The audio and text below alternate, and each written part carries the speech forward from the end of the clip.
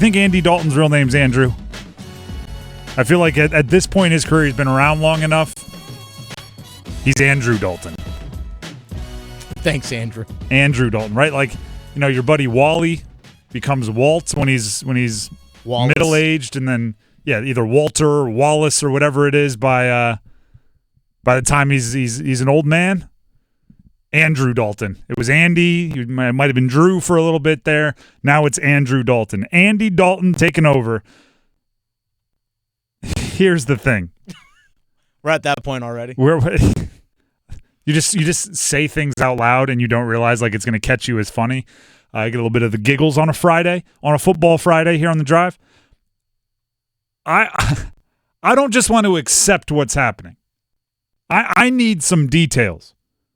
What in the heck is going on with Bryce Young that has put us in the Andrew Dalton era of the Panthers? I have to be honest, I feel a bit like I don't know, one of those people that watches the Zapruder film over and over again looking for new details that maybe no one else has caught. Yeah. I've watched the final play of Monday Night Football for Carolina's offense, the 2-point conversion that was thrown to Adam Thielen. Yeah, that guy. Where I've watched it 100 times, looking for any sign of anything injury coming to Bryce Young. Then I've watched him walking out to practice a ton, looking for, I don't know, it doesn't even have to be a limp. I'm looking for him like just looking down to make sure he's not stepping on anything, right? You got an ankle injury, there's no sign of injury anywhere. I just don't get it. Yet somehow there was enough injury to rule him out for a Sunday game on a Thursday.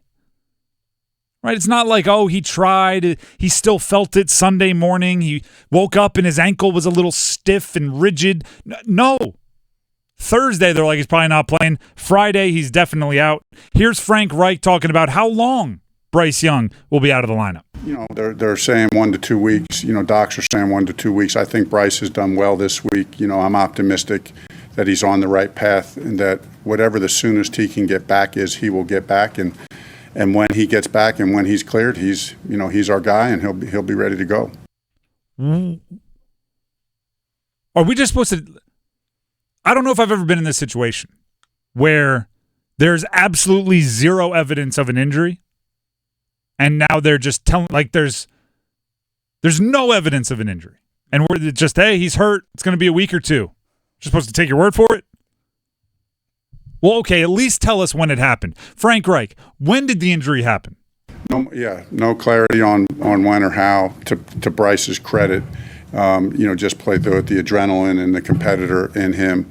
And those, listen, every player, probably everybody here at some point has kind of worked through a sprained ankle and, different kinds of sprains and all that stuff. But, I'm sure playing on it during the game, it just got worse and worse. And then, of course, once you stop moving around, it really pops its ugly head. So, but a credit to Bryce, how he's got it. We really feel good about the path that he's on. You have an injury that you don't know when it happened. It didn't get worse and worse. I've watched every play. Yeah. He didn't lose any mobility, and you're saying you're happy with where it is?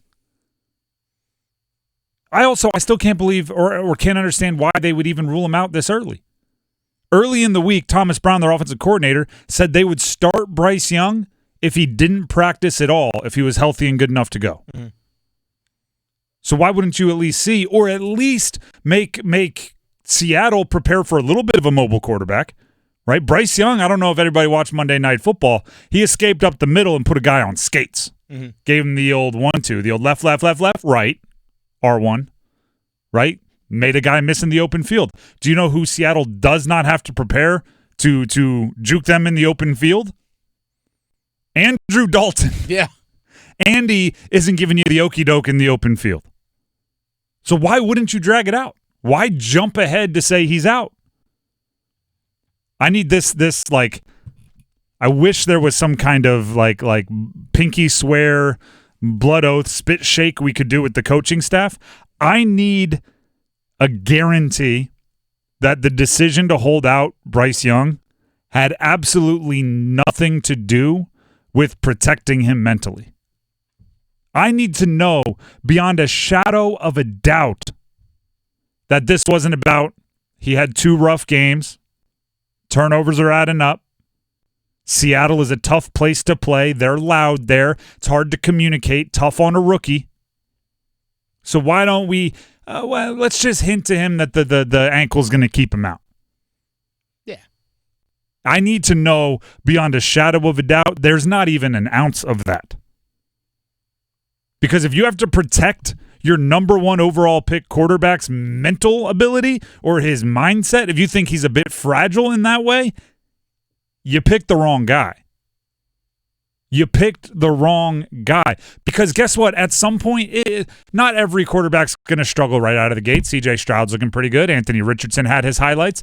But so they're not going to struggle out of the gate all the time. But every quarterback that is worth their salt is going to play long enough that they're going to have a bad month.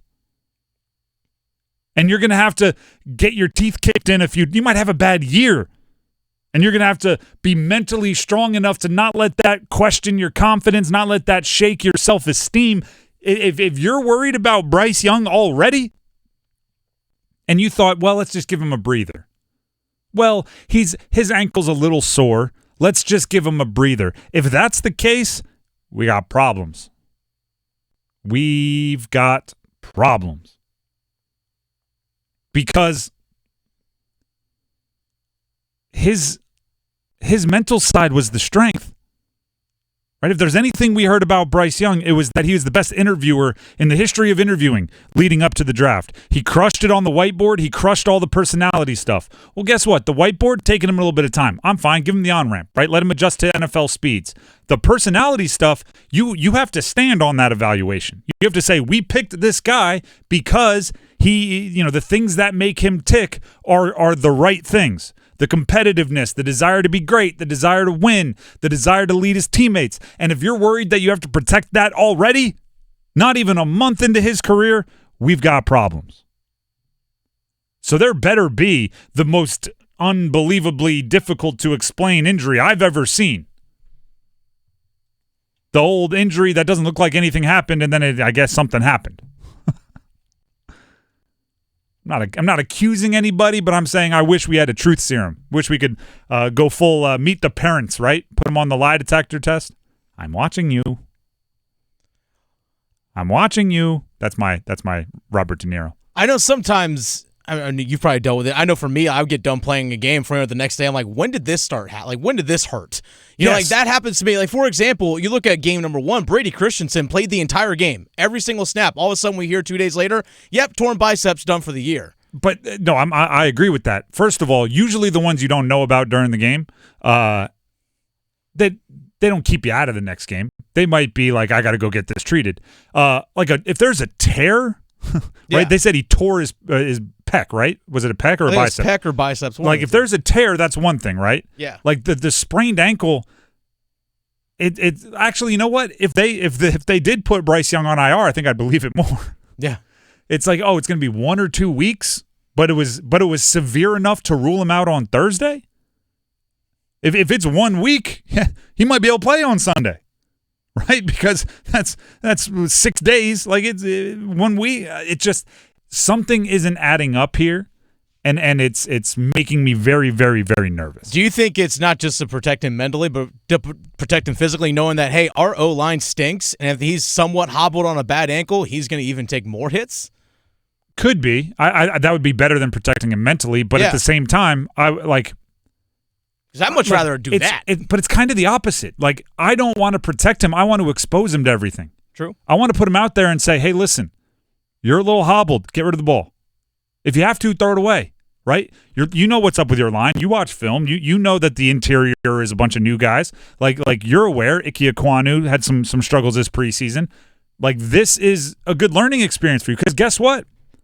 10 years from now, 5 years from now, we might be in a playoff race. We might be in a Super Bowl contender race, and you come up with a little bit of a gimpy ankle, and we're not going to want to sit you. And you're going to have to know how to operate then. You're going to have to lean on this.